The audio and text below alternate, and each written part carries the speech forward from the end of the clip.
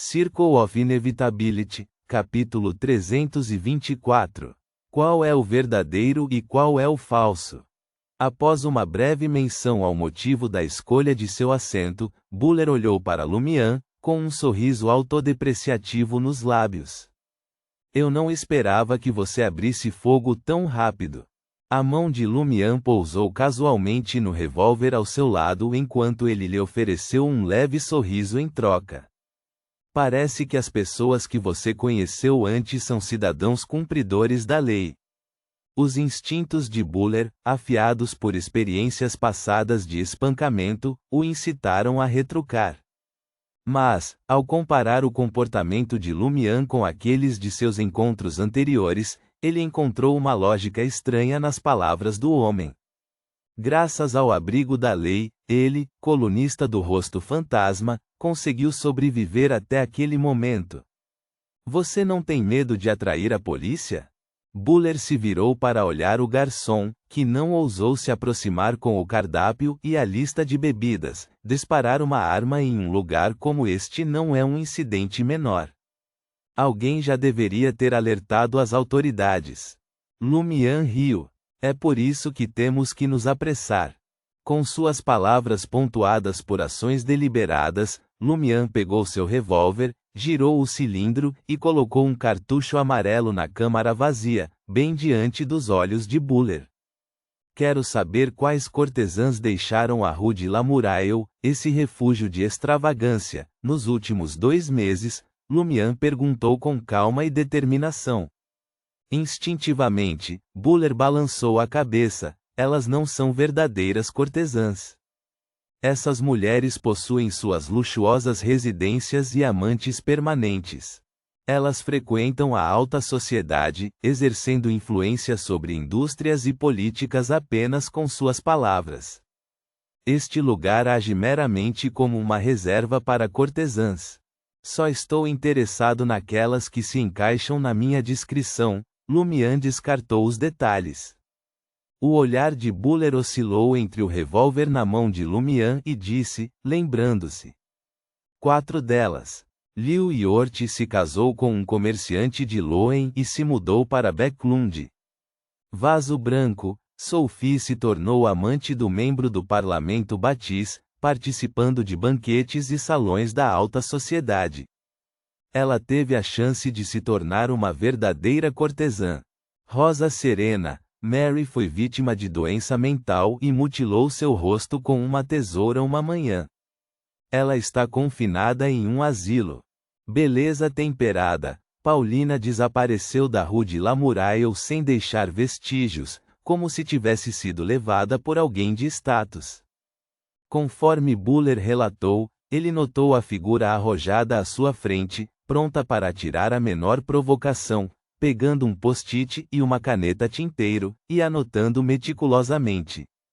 Engolindo o desconforto, ele continuou, eu encontrei Paulina na Rue Vincent há pouco tempo. Ela parecia bem de vida, com uma carruagem de 4 rodas, uma empregada, um criado e até um mordomo. Infelizmente, eu tinha assuntos urgentes naquela época e não consegui determinar seu local de residência. Rue Vincent, a memória de Lumian agitou-se. Era uma das 5 ruas que Franca havia adivinhado. Mais distante da Rue de la Muraille, exalava uma aura mais tranquila e luxuosa. Com base no relato de Buller, ele suspeitava que Paulina havia se tornado amante de Guillaume Benet.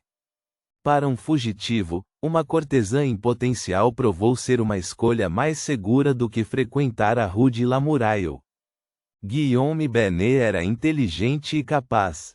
Seus anseios atuais por sexo e sua fome voraz não o tornaram um imbecil irracional. Ele certamente optaria por uma estratégia menos arriscada. Nesse momento, passos apressados ressoaram do lado de fora da cafeteria enquanto 3 policiais se aproximavam da entrada. Friamente, Lumian vestiu seu boné azul escuro, guardou seu papel e caneta, e colocou 50 verdor na mesa diante de Buller. Com essas tarefas cumpridas, recuperou seu revólver, levantou-se e foi até a porta dos fundos. Rapidamente, ele a abriu e partiu. Estrondo. Os policiais invadiram a cafeteria pela entrada principal. Reticências. Na elegante rua Rue Vincent, casas imponentes semelhantes a vilas adornavam ambos os lados da rua. A rua era larga e bem conservada, com apenas pedestres e carruagens ocasionais passando. Depois que Lumian virou na rua, ele se viu perdido. Ele não poderia se infiltrar em todas as casas e revistar todos os cômodos, poderia? Além disso, não era o candidato mais adequado para esse tipo de investigação. Franca seria mais adequada para isso, mas envolvê-la era arriscado. Após uma breve contemplação, Lumian permitiu que um sorriso enfeitasse suas feições. Ele caminhou em direção a uma das casas e apertou a campainha. Um jovem criado abriu a porta marrom escura. Sua aparência não sugeria nenhum traço de linhagem do continente sul, e ele olhou para Lumian com espanto. Com um claro sotaque de Traer, ele perguntou: Senhor, em que posso ajudá-lo? Com um sorriso amável, Lumian respondeu: Estou aqui para perguntar sobre a mais esplêndida senhora que reside nesta rua. O criado ficou momentaneamente sem palavras. Essa foi a primeira vez que ele encontrou alguém buscando informações tão peculiares. Ou talvez não. Enquanto tais assuntos eram sussurrados a portas fechadas e alardeados em tavernas, ocasionalmente havia indivíduos que demonstravam curiosidade sobre tais assuntos. No entanto, quem se aproximaria da porta de um estranho no sol escaldante para perguntar o que essa pessoa estava fazendo? Antes que o criado pudesse reagir, Lumian pegou uma nota de 10 verdor e a ofereceu com uma atitude cordial. As pálpebras do criado tremeram. Ele hesitou por um momento antes de aceitar o pagamento. Ele suspeitava que esse jovem fosse um falso dandy, especializado em enganar mulheres ricas sobre seus corpos e riquezas.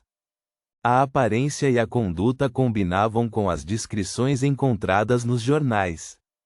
Entretanto, se a senhora não era amante ou dama do criado, por que recusar a recompensa?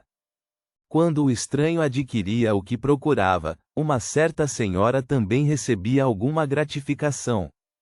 O criado lançou um olhar furtivo ao redor antes de baixar a voz. A moça do número 50 é primorosamente linda. Uma genuína traiernense, ela se casou com um estrangeiro das terras do sul. Esse sotaque. Enquanto o criado falava, ele balançou a cabeça com uma mistura de indignação e desprezo, como se alimentasse esse sentimento há algum tempo. O sorriso de Lumian se alargou. De fato, sob o domínio de seus impulsos crescentes, o padre não conseguiu resistir a compartilhar seu prêmio com os vizinhos, uma deslumbrante cortesã de Traer. Ele talvez não organizasse grandes banquetes ou dançasse uma valsa para proclamar sua conquista, nem acompanharia sua amante para uma aparição pública. No entanto, inevitavelmente encontraria maneiras sutis de fazer seus vizinhos saberem que até mesmo estrangeiros poderiam possuir resplandecentes cortesãs como amantes. Em momentos como esse, Guillaume Benet tinha que exercer prudência ao se disfarçar. No entanto, a beleza de sua amante não era algo facilmente escondido. Ela podia até se vestir meticulosamente para exibir sua presença notável. Claro, Lumian não podia ter certeza se a moça era Paulina, a suposta amante. No entanto, a coleta gradual de informações antecipadas por meio de suposições ousadas e confirmação cuidadosa o fez sentir que estava se aproximando de Guillaume Benet. Além dos portões da Rue Vincent, número 50, Lumian olhou para a fachada como um transeunte comum faria. A estrutura bege de 3 andares estava diante dele, cercada por um gramado verdejante e um jardim vibrante com cores. Um jardineiro cuidava da vegetação, oferecendo uma vista parcial. Lumian imediatamente desviou o olhar do pilar do edifício, temendo que uma observação prolongada pudesse levantar suspeitas. Quanto a qualquer possibilidade de ser reconhecido pelo padre, Lumian não se preocupou. Antes de partir, havia empregado o rosto de Niese para alterar sua aparência e comunicou aos seus companheiros que era devido a cosméticos. A aparência marcante de Lumian, uma fusão de cabelos dourados e pretos, poderia ser de qualquer um. Enquanto Guillaume Benet não tivesse a habilidade de ver através da ilusão ou empregá-la ativamente, era improvável que ele percebesse que seu perseguidor havia se infiltrado na vizinhança. O plano atual de Lumian era deixar a Rue Vincent e trocar de lugar com Jena ou Franca. Ele então se esconderia nas sombras em frente à casa, observando pacientemente até que toda suspeita em torno do alvo fosse dissipada. Ele se absteve de adotar o disfarce de vagabundo dessa vez, dada a escassez de tais indivíduos nessa rua refinada. Embora uma aparição rara pudesse ocorrer, esses transeuntes eram prontamente espantados pela equipe da casa. Assim que ele se preparava para sair do edifício bege, Lumian virou a cabeça de forma casual.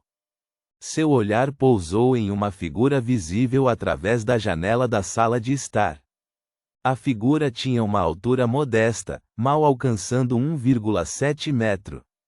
Vestida com uma camisa escura e calças pretas, a pessoa possuía uma constituição um pouco atarracada. Seu nariz tinha uma curva suave, e seus cabelos pretos caíam em uma cascata de comprimento médio.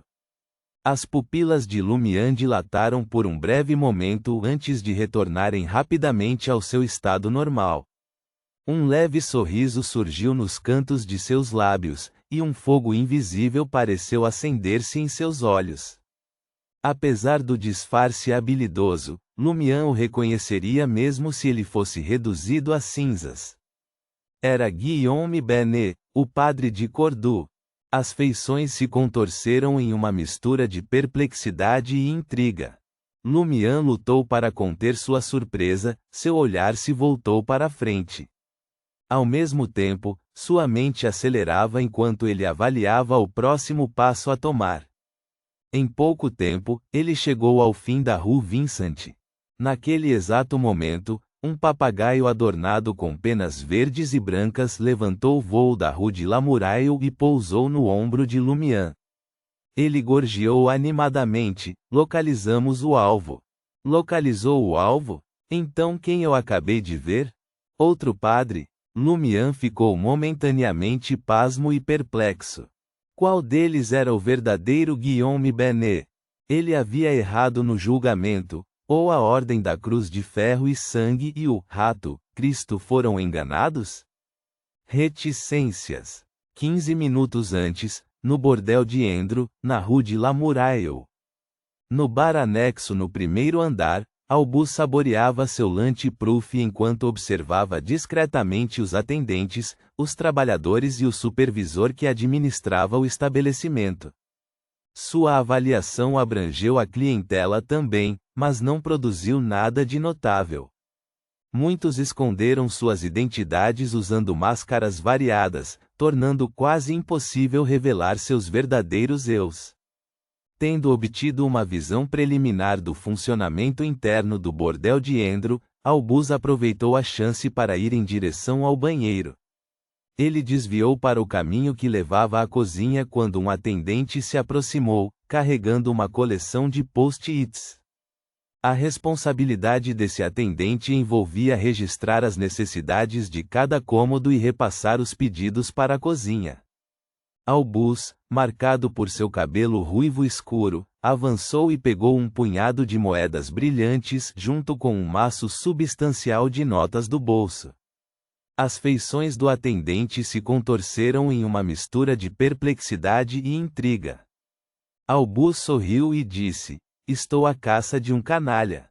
Incerto sobre seu disfarce, estou apenas ciente de que ele compartilha sua constituição e possui uma propensão a se associar com as mulheres mais famosas." Após o ato, ele busca comida para saciar sua fome imediatamente.